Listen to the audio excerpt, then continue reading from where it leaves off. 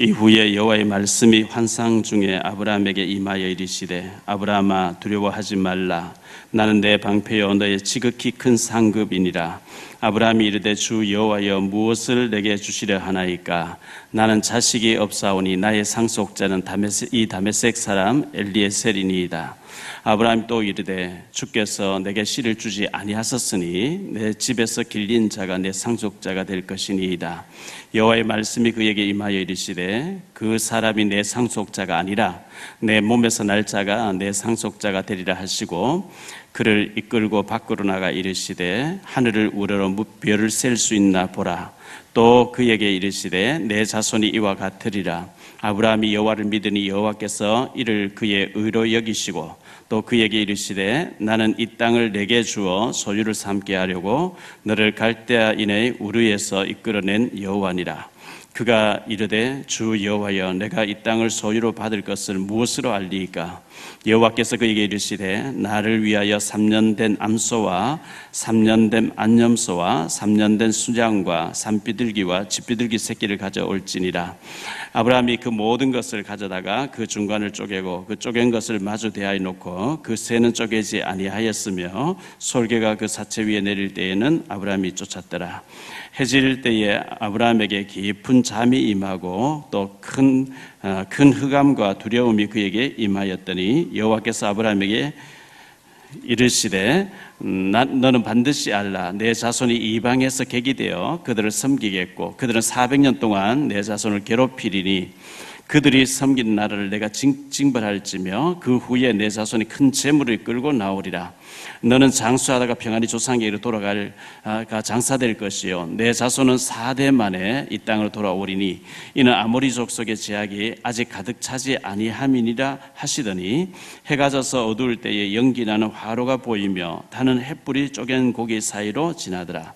그날에 여호와께서 아브라함과 더불어 언약을 세워 이르시되 내가 이 땅을 애굽 강에서부터 그 큰 강 유브라데까지 내 자손에게 주노니 곧 겐 족속과 그니스 족속과 감몬 족속과 헷 족속과 브리스 족속과 르바 족속과 아모리 족속과 가나안 족속과 기르가스 족속과 여부스 족속의 땅이니라 하셨더라. 귀한 전도사님을 저희가 모셨어요. 그래서 렘넌트들 전부 연합으로 일부 예배 모여서 말씀 들으라 했는데요. 우리 교회가 지금 교회를 옮긴 지 3년 됐는데 교회 부채가 좀 많고 하다 보니까 선교비를 많이 못 보내고 다 끊었는데 어려운 중에서 작게나마 우리가 돕고 있는 전도사님이 바로 오늘 우리에게 말씀 전해주실 조형래 전도사님인데 본부에 우리 그 훈련국장으로 계신 조석재 장로님의 아들 되시고 고등학교 1학년 때 16살 때 미국으로 유학을 갔습니다. 가서 지금 25이라고 하는데 미국에서 조직신학을 공부하고 있는데 미국에는 학교도 알아주지만 유명한 교수, 조직신학의 최고의 어떤 교수가 누구냐 그분 밑에서 배우는 게 굉장히 중요한데 어릴 때 미국으로 가서 영어가 유창하니까 원서를 가지고 조직신학에 대한 책을 다 보고 교수님들하고 포럼하면서 조직적으로 앞으로 유 목사님의 신학적인 것을 전부 업적으로 남기겠다 이렇게 해서 미국에서 공부하고 있습니다. 제가 이제 외국에 많이 가보면서 또 말씀을 계속 들으면서 땅끝이 이 시대의 땅끝이 어딜까 했을 때 우리 렘넌트거든요. 우리 후대들이거든요. 어른들은 천국 갈 때 이 후대들을 얼마만큼 우리가 세계복음할 수 있도록 남겨놓고 가느냐 그것이 이제 우리 숙제인데 교회 좀 부채가 좀 해결되어지면 제 개인적인 생각으로 어떻게 렘넌트들에게 이 복음을 위해서 도움을 줄 것인가 계속 고민을 하는 가운데 제 생각은 중국의 북경이나 상해 같은데 아파트를 우리가 세를 얻어가지고 교회에서 그 세를 대주고 유학을 아이들 보내면은 거기서 이제 중국어를 배워야 되고 그 다음에 또 영어를 배워야 되기 때문에 우리 렘넌트들 우리 자녀들이 이 시대의 중국어와 또 영어를 잘해가지고 세계 복음할 수 있도록 준비 갖추는 거 우리가 어른들이 해야 될 일들이 아닌가 생각되어지는데 저희 아들이 또 미국 가서 공부를 한다고 지금 나가 있는데 이제 좀 안정이 되어지면 거기에 우리 또 영어를 하기 위해서 유학 보내야 될 애들도 보내가지고 돌봐주도록 해서 세계복음 할 수 있도록 기초를 깔아주는데 우리 교회가 해야 될 일들이 그런 일이 아닌가 생각되어집니다. 오늘 조 전도사님께서 말씀 전하시고 난 뒤에 예배 얼른 끝내고 혹시 유학에 대해서 질문할 사람들, 우리 렘넌트들과 또 부모들이 있으면 어떻게 유학을 보내야 되고 또 유학 가서 애로점이 뭐며 어떻게 해야 되는지 이런 것을 질문 좀 이렇게 받는 시간도 가졌으면 좋겠다 생각하고 있거든요. 오늘 원래 우리 일부 예배를 중국어로 통역해서 내보내는데 오늘 그냥 통역하면 시간이 많이 걸리니까 바로 조 선생님 나오셔서 오늘 주보에 나와 있는 대로 1000명 나를 살리는 언약이란 말씀으로 우리에게 말씀 전해 주시겠습니다. 우리 환영합니다 하는 의미에서 큰 박수로 환영해 주시기 바랍니다.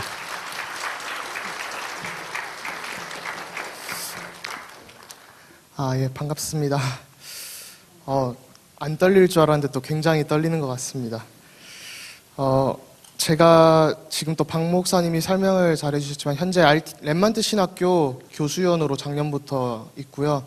현재 미국 캘리포니아 웨스트민스터 신학대학원에서 목회학 석사과정을 하고 있고 학부는 이제 시카고에 있는 무디 신학교에서 조직신학 학사로 이렇게 썼습니다.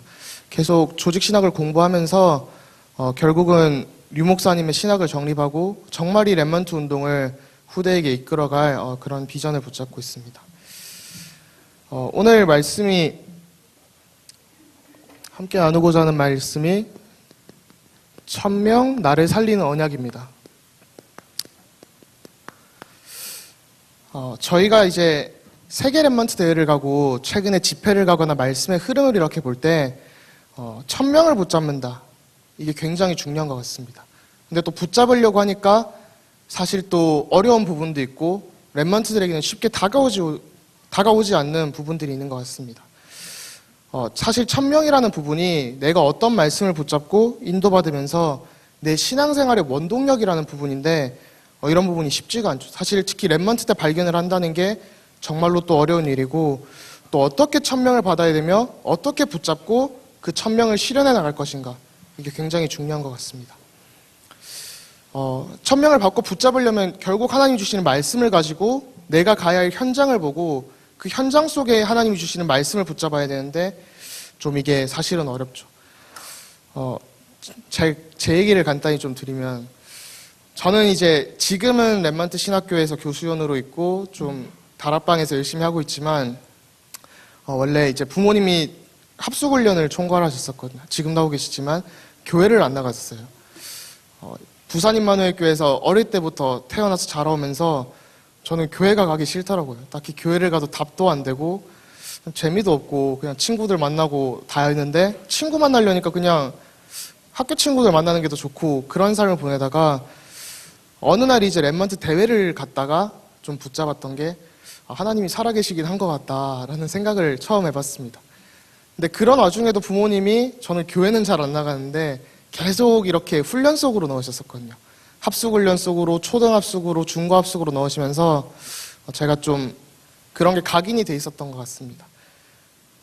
제가 또 불교 중학교를 나왔는데 불교 중학교에서 이제 하다 보니까 종교를 쓰라길래 하루는 우리 교회는 종교는 아닌데 이런 생각이 들어가지고 그냥 복음이라고 이렇게 적은 적도 있었고 이런 삶을 그냥 살고 있었습니다. 그러니까 교회 가면 그냥 주보만 가지고 엄마 나 교회 갔다 왔어요. 이런 렘넌트였는데 어느 날부터 말씀을 붙잡고 예배가 조금씩 회복되어지면서 제 삶이 완전히 바뀐 것 같습니다.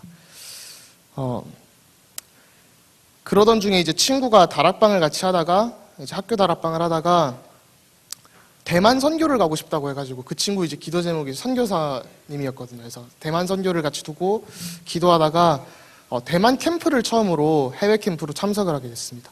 그때가 이제 2008년 1월 제가 고등학교 1학년 때인데요. 중3 때 이제 처음으로 은혜라는 것을 받아보고 조금씩 하나님을 인격적으로 만나면서 대만에서 체험했던 게 사도행전 13장 48절에 구원받기로 작정된 자가 있다고 하는데 처음에 현장을 가는데 이게 안 믿어지더라고요. 막 목사님이 예화도 말씀해 주시고 현장에서 일하는 일을 말씀해 주시는데 저게 맞는 말인가? 이런 생각을 하면서 불신앙을 붙잡고 현장으로 갔었습니다. 그때 이제 저는 중국말도 못하고 그때는 영어도 못했기 때문에 손가락 전도지로 이렇게 전도를 하면서 하는데 사람들이 영접을 하는 거예요. 신기하게. 그래서 하나님이 살아계시고 또 나와 함께 하시고 어떤 면에서는 그냥 나에게 답이 된 그리스도가 모든 사람에게 답이 되는구나. 좀 이런 언약을 붙잡고 그럼 세계복음화를 하려면 영어를 배워야겠다 해서 무작정 미국으로 갔습니다. 이제 미국에서 쭉 지내면서 이제 신학교까지 인도받게 되고 이렇게 지금 인도받아 오고 있는데요. 저희가 신앙생활을 하고 또 전도를 한다. 이런 게 굉장히 어려운데 한 랩런트도 저한테 지난주에 물어봤던 부분이 전도사님 전도는 어떻게 해야 되는 거예요? 라는 질문을 하더라고요. 간단하게 전도란 말씀이 나의 현장 가운데 성취되어지는 것을 확인하는 게 전도고 말씀이 나의 현장 가운데 나의 삶 가운데 정말 실현이 되어지는 것을 보는 것이 신앙생활이다. 이런 얘기를 해줬습니다. 결국 우리가 1000명을 발견하고 실현을 하려면 우리가 말씀을 붙잡고 현장에 있고 그 현장 가운데 체험이 되어져야 되겠죠.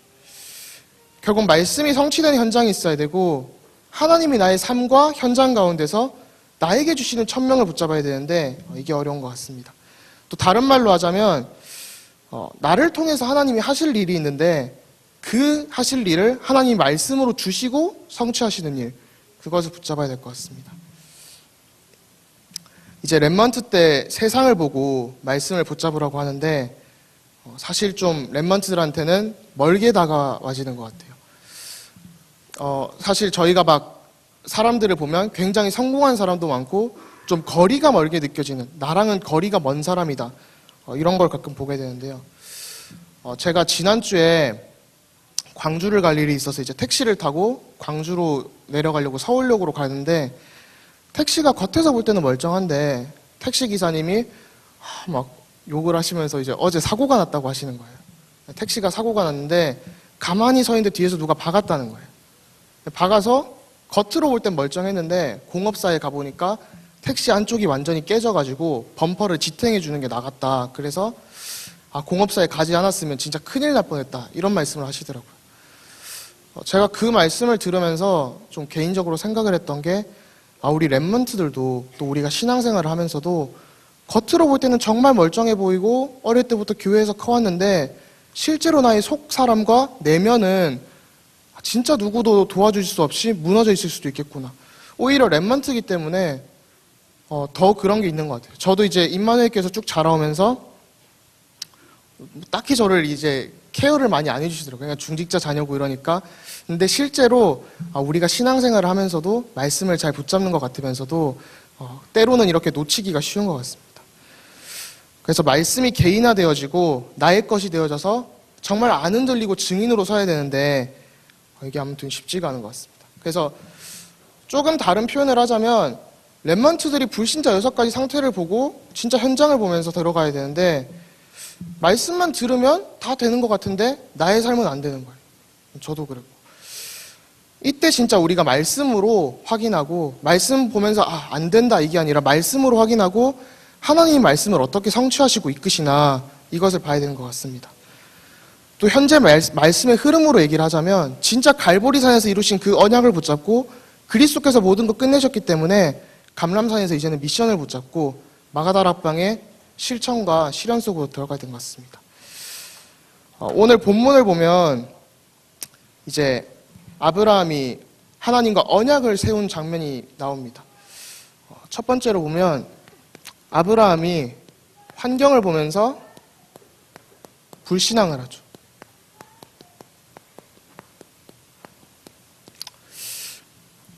하나님이 이미 말씀으로 우리를 구원하셨는데 이 부분을 아브라함이 놓치고 있었습니다. 15장 1절에 보니까 하나님이 말씀하시기를 아브라함에게 임하여 이르시되 아브라함아 두려워하지 말라 나는 내 방패요 너의 지극히 큰 상급이니라. 두려워하지 말라라는 것은 하나님이 명령을 하신 부분이죠. 그냥 두려워하지 마세요. 내가 함께 있을 거예요. 이런 수준의 말씀이 아니라 하나님이 아브라함에게 두려워하지 말라라고 하시는 부분인데 우리는 그 부분을 자꾸 놓치는 것 같아요. 명령으로 이미 하신 말씀인데 우리는 그냥 말씀이구나. 그냥 좋은 말이구나, 조언이구나 정도로 생각하는 것 같습니다. 그런 이유가 나오죠. 두려워하지 않아야 할 이유가 여호와 하나님이 나의 방패요, 나의 지극히 큰 상급인데 이런 부분을 계속 사단은 놓치게 하는 것 같습니다. 그 이유가 창세기 12장에 보니까 하나님이 너로 큰 민족을 이루고 복이 돼서 민족을 이루고 그리스도를 보내겠다고 약속을 하셨는데 이 부분을 우리가 말씀을 진짜 확인하는 기도를 하지 않으면 계속 말씀을 놓치게 되는 것 같아요. 그래서 나의 환경에 속고 그러다 보니까 불신앙에 빠지게 되는 거죠. 이 말씀을 붙잡는 방법 중 하나가 류 목사님이 늘 말씀하시는 기도인 것 같습니다. 정시기도라고 할 때 2014년도 렘넌트 서밋 메시지에서 류 목사님이 좀 중요한 얘기를 하셨었는데 그때 류광수 목사님 하신 말씀이 정시기도는 체크하는 거라고 말씀을 하셨거든요. 왜 체크를 해야 되냐면 내가 만나는 사람, 또 내가 붙잡는 말씀, 한마디로 강단 메시지, 기도 수첩 메시지 이런 부분들을 기도 속에서 체크를 해보고 하나님의 말씀 따라서 나의 삶을 넣고 또 렘넌트들은 오늘 공부는 무엇을 해야 되고 이런 부분들을 한 가지씩 체크를 하니까 굉장히 저도 행복하더라고요. 이런 일 가운데서 내가 힘을 얻고 행복하고 답을 찾고 이런 게 돼야 되는 것 같습니다. 그럼에도 불구하고 15장 2절에서 3절을 보니까 아브라함은 또 불신앙을 시작합니다. 아브라함이 여호와 하나님께 무엇을 내게 주시려 하나이까 하면서 나는 자식이 없사오니 이런 말씀을 하죠. 이제 하나님이 너로 큰 민족을 이루겠다고 하면 자식이 있어야 되잖아요. 아들이 있고 그래야 대를 이어나가는데 아브라함이 그냥 보니까 자식이 없는 거예요. 자기는 내 상속 받을 사람이 없고 그러다 보니까 자연히 나오는 질문이 하나님 말씀을 주셨는데 나는 왜 안 됩니까? 왜 말씀대로 안 하십니까? 이런 말을 하는 거죠. 어떤 면에서는 아브라함이 이제 인본주의를 쓰고 잔머리를 쓰면서 내가 인도받아야 되는데 이런 생각을 하는 것 같습니다. 좀 다른 표현을 하자면 우리가 불신앙에 붙잡혀 있고 사단이 준 것에 각인이 되어 있기 때문에 정말 우리가 각인뿌리 체질을 바꾸는 삶을 시작해야 되는 것 같습니다. 이번 주에 있던 여전도의 메시지에서 류 목사님이 이제 이 강에서 사단의 속이라는 말씀을 하셨는데 이 부분에 있어서 우리가 계속 사단이 주는 환경에 속는 거예요. 그냥 사단이 주는 환경에 속고 그러다 보니까 불신앙에 빠져서 계속 그냥 불신앙에 빠져있는 삶을 사는데 사단은 요셉이 노예로 가면 속아서 세계복음화의 1000명을 못 붙잡을 줄 알았는데 그 속에서 요셉은 세계복음화의 언약을 붙잡고 성취를 해나갔죠. 우리가 이런 부분을 좀 확인을 할 필요가 있는 것 같습니다. 그래서 15장 8절에 보니까 아브라함이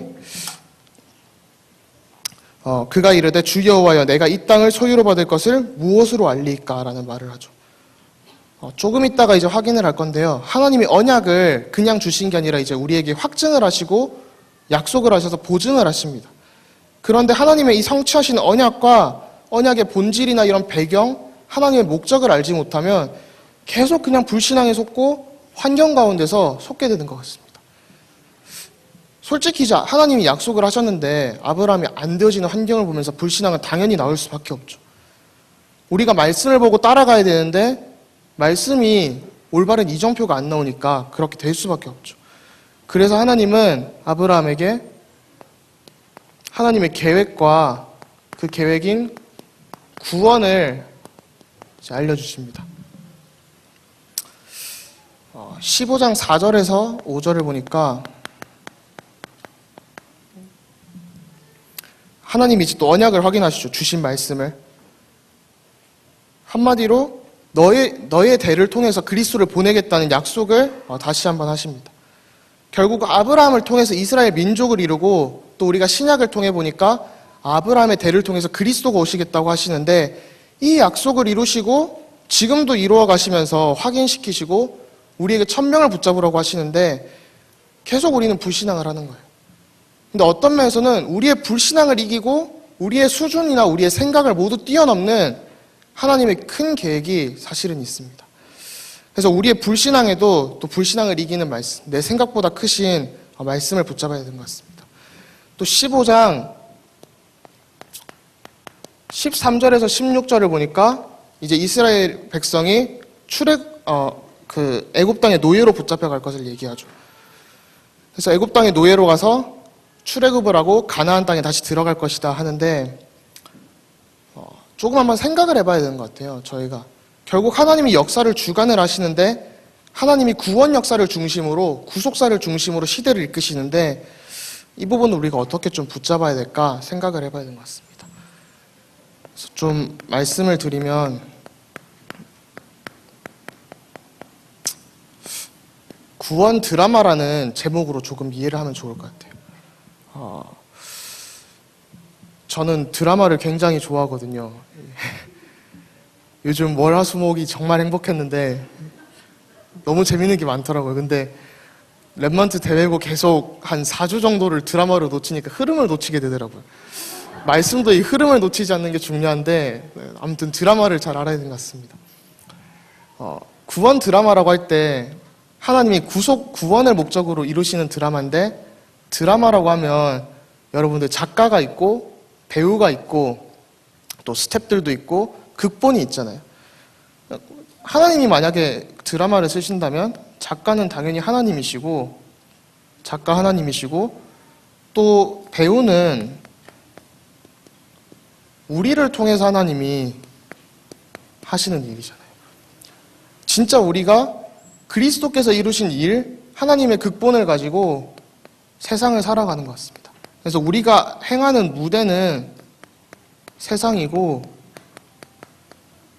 또 당연히 이를 위해서는 성령님께서 성령 하나님이 말씀으로 계속 역사를 하시는 거죠. 그래서 진짜 이런 부분을 보면서 하나님이 나의 불신앙에도 말씀을 확인시키시고 이미 시간의 주관자 되신 하나님이 너희들이 노예가 되고 출애굽하게 될 것이다. 그러면서 이런 드라마를 써가시는 것을 우리가 확인할 수 있습니다. 어떤 면에서는 우리가 미래를 알고 끝을 알고 정말 달려간다면 전혀 문제될 게 없겠죠. 만약 요셉이 내가 총리가 될 것을 알았다. 이런 걸 알았으면 어떤 상황에도 흔들리지 않았을 건데 우리는 어떻게 해야 되냐. 우리의 끝과 우리의 미래가 진짜 세계복음화의 언약이구나. 이걸 좀 확인해야 되는 것 같습니다. 그래서 진짜 언약과 세계복음화 속에서 나의 삶과 업을 찾는 그런 집중을 저희가 또 집중의 시간표 가운데 체험을 해야 되는 것 같습니다. 그러면 또 내가 이런 언약 가운데서 언제 살아나느냐? 에스겔서 37장을 보니까 정말 말씀을 들을 때 우리가 살아나고 말씀을 대언하고 전도할 때 살아나고 또 생명이 살아나는 일을 볼 때 진짜 말씀이 성취될 때 내가 살아나는 거죠. 그래서 하나님의 말씀으로 정말 하나님과 방향이 맞아지는 그런 삶을 저희가 살아야겠습니다. 전도라는 것은 하나님의 구원 계획과 나의 사이에 갭을 줄이는 거잖아요. 진짜 하나님이 이루시는 일 가운데서 내가 안 되는 그런 부분들을 내려놓고 진짜 날마다 말씀 속으로 들어가는 그런 게 돼야 되는 것 같습니다. 저는 아까도 말씀드렸는데 예배가 그렇게 가기 싫었었거든요. 어릴 때 그냥 예배 가기 싫고 그냥 교회 가기 싫고 이러는데 말씀을 조금 확인을 하니까 예배가 되게 가고 싶어지더라고요. 말씀을 통해서 하나님이 힘을 주시고 한 주간을 이끄시니까 너무 행복한 거예요. 그게 힘이 되고 처음에는 말씀을 들으려고 막 졸리니까 껌도 씹고 막 이러면서 교회 시간에 예배 시간에 이제 막 졸려가지고 힘들었는데 요즘은 말씀 들을 때마다 내가 힘을 얻으니까 너무 행복한 겁니다. 그래서 하나님이 나의 환경이나 불신앙에도 불구하고 하나님이 이루시겠다고 하신 천명이 있기 때문에 그걸 이제 쭉 이끌어 가시죠. 구원 언약을 중심으로. 그렇다면 하나님이 이제 언약을 보증을 하시는데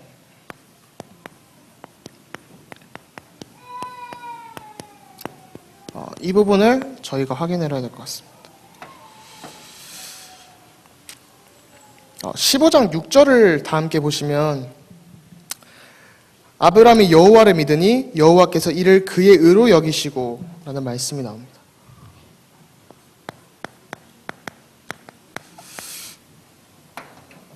사실 이걸 좀 말씀드리기 굉장히 민감한 주제인데 저희가 믿음으로 말미암아 구원을 받죠. 이신칭의의 교리, 종교개혁의 사상이잖아요. 저희가 또 이런 부분에서 믿음으로 구원을 받았기 때문에 우리가 하나님의 자녀라는 부분은 결코 변하지 않는 거예요. 렘넌트들이 시험에 들고 교회를 안 나가고 해도 그 렘넌트의 정체성은 하나님의 자녀인 거예요. 단지 형용사가 바뀌는 그런 하나님 자녀입니다. 예배 안 나오는 하나님 자녀, 예배 안 나오는 렘넌트, 그냥 좀 방황하는 렘넌트. 근데 사단은 자꾸 이런 부분을 너 예배 안 나오지, 너 신앙생활 안 되지 이러면서 속이는 것 같습니다. 그래서 우리가 영적인 상태라고 할 때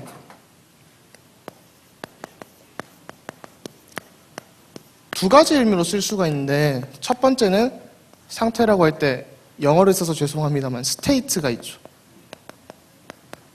우리의 존재에 대한. 두 번째는 컨디션이 있습니다. 이건 저희도 자주 쓰는 말이지만 뭐 기분 좋고 나쁘고 오늘 몸 상태 좋고 나쁘고 이런 부분이고, 스테이트는 변하지 않는 나의 정체성이란 부분이죠. 즉 둘 다 상태로 말이 될 수 있는데, 우리가 구원을 받은 상태는 변하지 않는데 단지 그냥 우리가 구원을 얼마나 누리냐, 이 상태는 왔다 갔다 하는 거거든요. 근데 자꾸 사람들이 이게 안 되니까, 지금 영적인 상태가 안 되니까 사모는 안 된다고 가끔씩 정죄를 하는 모습들을 볼 수 있습니다. 이게 좀 민감한 부분인데, 이제 작년, 재작년 해가지고 한국 신학계에서 나온 말이, 우리의 칭이 구원받고 하나님께 의로 칭함을 받았다는 게 종말의 유보가 돼 있다는 거예요. 한마디로 우리가 구원받은 것은 이 땅에서 알 수 없고 천국 가봐야 안다는 거예요. 근데 로마서 8장을 보니까, 또 로마서 6장부터 쭉 보니까, 그럼 그리스도께서 왜 보혈을 흘리시고 왜 십자가상에서 갈보리산에서 돌아가셔서 우리와 또 부활하셔서 함께 하십니까?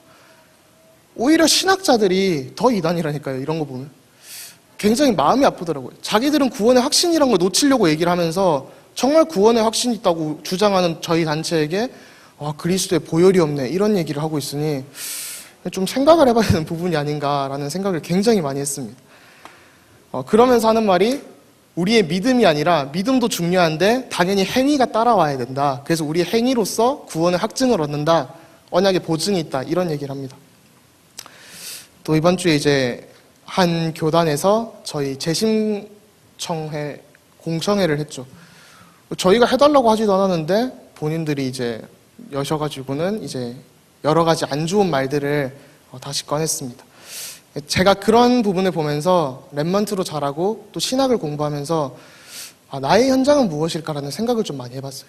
결국 저의 현장은 진짜 복음만 없어서 죽어가는 그 시대에 신학 현장이 결국은 목회자를 양성하는 다음 세대의 그런 거잖아요. 그런데도 말씀 놓치게 하고 복음 놓치게 하고 그리스도가 그리스도 안 되게 하는 그런 신학 가운데서 진짜 예수가 그리스도 되시고 그리스도가 나의 그리스도가 되고 그리스도가 우리의 주인 되시는구나, 이 신학을 확인해서 진짜 생명 살리는 전도운동 속으로 들어갈 수 있는 그런 신학을 정립해야겠다라는 좀 비전을 다시 붙잡게 됐습니다. 그래서 결국 저는 전도신학을 언약으로 붙잡았는데, 이게 저는 그 중학교 때까지 공부를 잘 못했었거든요. 그냥 섬동네에서, 부산 영도 섬동네 시골에서 중간 정도 하는 학생이었습니다. 그런데 이제 유학을 가게 되고 조금씩 해야 될 이유가 나오니까 제가 열심히 하게 되는 거예요. 도전을 하고 말씀 붙잡고 도전을 하다 보니까 무디 신학교라는 괜찮은 학교에도 들어가게 되고, 또 무디 신학교 들어가면서 고3 때 목사님 말씀에서 독서를 좀 하라고 하셔가지고 달란트 발견하려면 독서를 해야 된다 해서 이제 책을 좀 읽었었습니다. 신학책을 몇 권 읽는데 저는 어릴 때부터 듣던 메시지가 신학적으로 이렇게 표현이 되는구나, 이게 확인이 되니까 남들이 재미없다는 신학이 굉장히 재밌어지더라고요. 그래가지고 이제 대학을 어떻게 하나님 은혜로 조기 졸업을 하게 되고 이제 대학원을 웨스트민스터라는 좋은 학교에서 다니면서 지금 또 이제 감사하게도 학교에서도 좀 괜찮은 성적으로 또 괜찮은 이제 그 친구들과 함께 지내고 있습니다. 학교를 처음 들어갔더니 이게 불신앙이 굉장히 많이 오더라고요. 저는 이제 학교에서 중간 정도를 하던 친구였는데 제 친구들이 뭐 스탠포드 대학교, 스탠포드 법대, 그 다음 UC 버클리, UCLA, 그러니까 뭐 예일 대학교, 이런 프린스턴 대학교, 다들 아이비리그 수준의 어마어마한 대학들을 나온 친구들이 있으니까 이거 공부해서 게임이 되겠나, 경쟁이 되겠나 이런 생각을 굉장히 많이 했었습니다. 근데 말씀 붙잡고 조금만 도전했더니 내가 해야 될 이유가 있고 언약이 있으니까 내 수준과 상관없이 하나님이 일을 하시는 걸 조금씩 확인하게 되고 또 증인으로 서는 응답을 주시는 것 같습니다. 그래서 제가 좀 이제 공부를 하다 보니까 처음엔 좀 많이 낙심을 했었는데 이번 학기에는 이제 합동 측 목사님도 좀 논문을 도와드리게 되고 소논문 도와드리면서 같이 친하게 지내게 되고 결국은 한국교회에 함께 갈 수 있는 준비를 저희가 조금씩 하게 되는 것 같습니다. 또 이제 언약의 보증을 하나님이 우리에게 하십니다. 하나님이 단순히 말씀을 주신 게 아니라 언약을 확증을 하시죠. 완전히.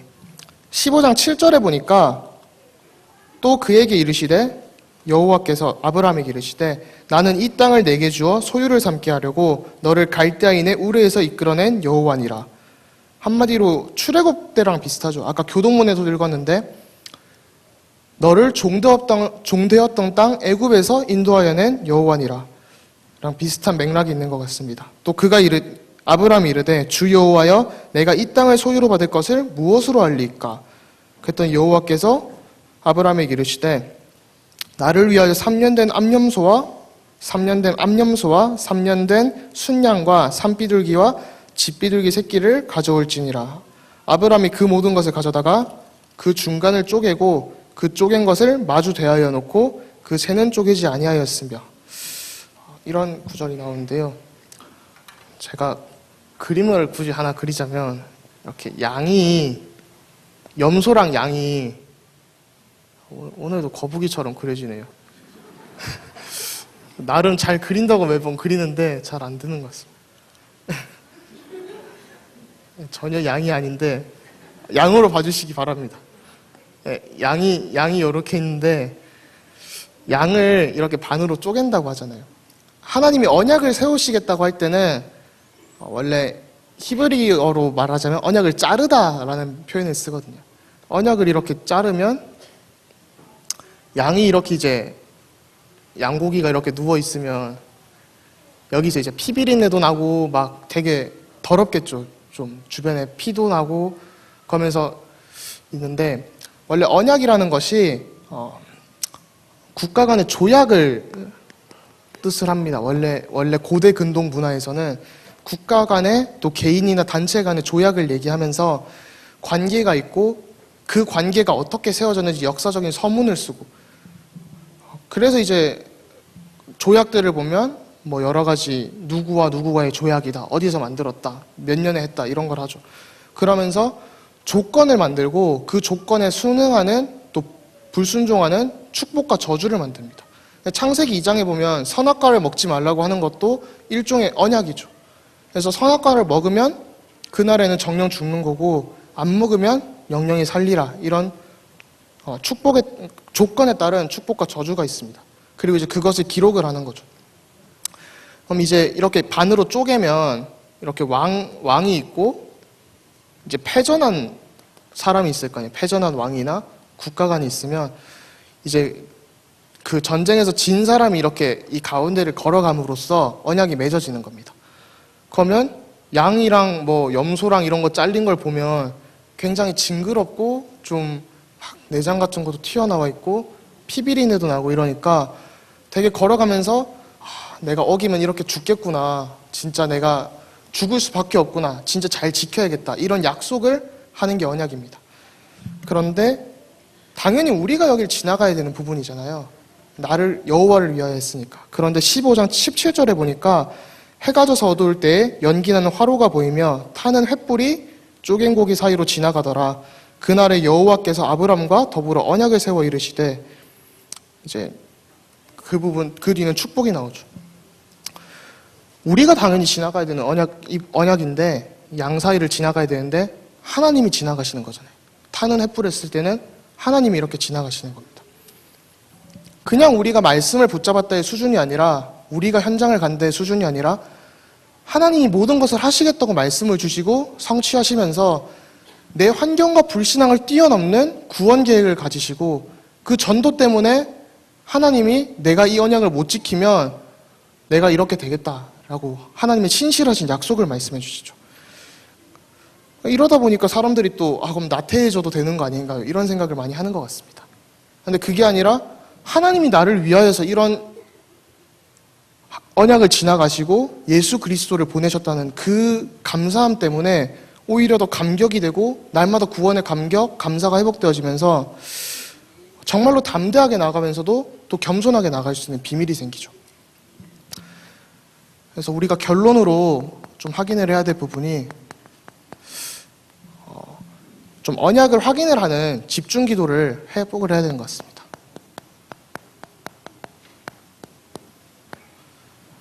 제가 이제 이번 여름에도 해외에 있는 랩런트들 대학 진학 때문에 몇 명 얘기를 했었는데 되게 고민이 많더라고요. 사실 1000명을 보려면 현장을 보고 말씀을 보고 집중 기도의 시간이 있어야 되는데 사실은 이게 쉽지가 않은 거예요. 나를 되돌아보고 진짜 내게 주신 말씀이 무엇이면서 말씀을 하나님이 어떻게 성취하시나 이걸 확인을 해야 되는데 사실은 쉽게 되어지는 부분이 아니죠. 조금만 근데 집중을 하고 그 기도 속으로 들어가면 내가 하는 게 아니라 하나님이 하시는 일이기 때문에 하나님이 하시는 것 같습니다. 두 번째로는 재창조의 언약을 좀 붙잡을 필요가 있는 것 같습니다.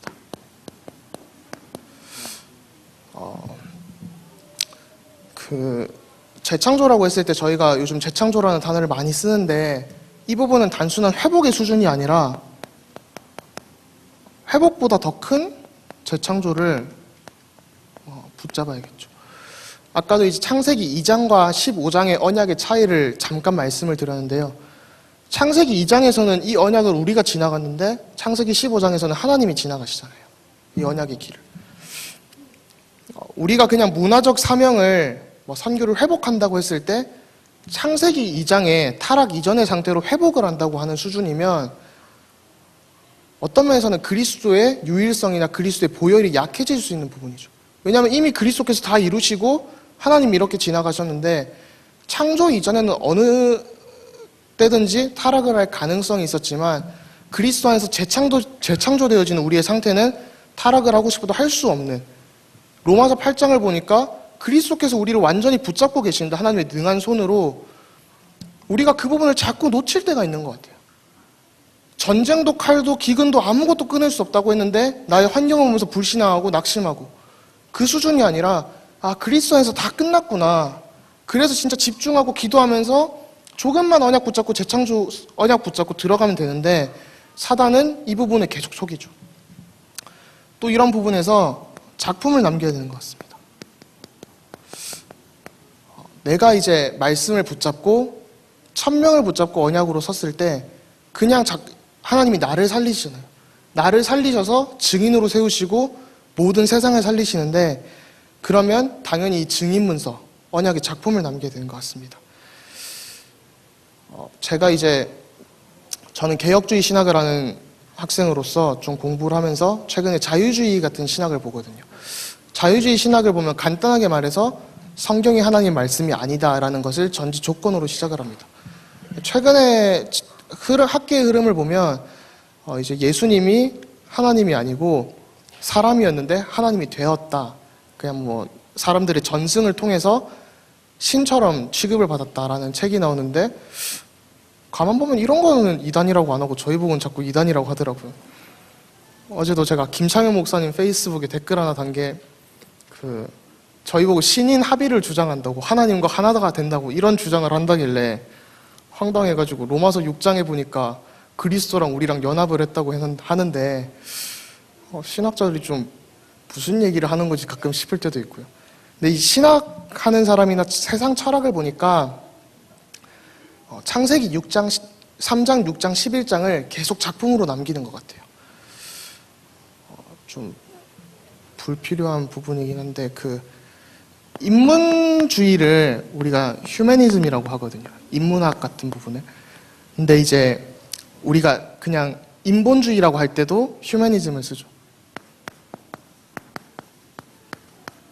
그런데 정확히 이제 저희가 말하는 인본주의를 말할 때는 anthropocentrism이라는 사람 중심이, anthropology 하면 이제 인간학, 인문학이니 인간에 대한 학문이거든요. 거기가 중심이 된, 센터가 된.